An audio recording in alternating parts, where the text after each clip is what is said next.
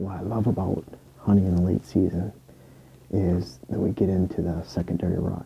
And I don't know if that's 28 days later, 30 days later, I have to look that up, but we get a lot of does being bred around here in early November. That's usually when we get the primary rut shutdown phase, lockdown phase, where every buck has a doe. And what that means is about 28, 30 days later, we're going to have another little secondary rut. And it's brief. It's certainly not as intense as a primary rut, but it can be, just because there's not a lot of does being bred at that time. Most of them have been bred in that first part. I believe that some of the northern studies will indicate that 78% of those does are bred that first rut. And I know that's a lot different in the south, but we're talking the north half of the country. I love hunting this time of year. Got the muzzleloader out. I prefer bow hunting, but I don't mind hunting with a gun and a muzzleloader. And in this case, where we can shoot 225 yards to the back of that food plot, then I prefer a gun over the bow in this blind in particular. What we're looking for though here is I might do a little morning hunting between some doe bedding areas where I'm going to look for some cruising opportunity, just like I would during the rut. However, the evening hunt this time of year is great because the does are really keen in on these evening high-quality food sources.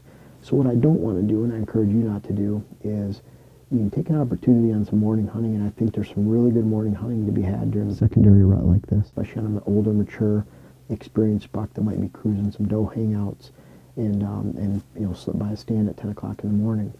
However, you don't want to go take those morning chances and with the opportunity or risk that you're going to actually spoil an evening hunt, because the evening hunt, when it's getting colder this time of year, and the deer herd's really keen on food and trying to fatten up, trying to put a lot of energy on and put a lot of carbs in.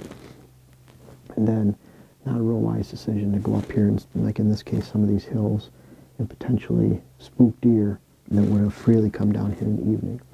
Now, we're also really keen on the doe herd. In this case, we have 12, 15 at least does, sometimes up to 20 every night coming out in these food plots.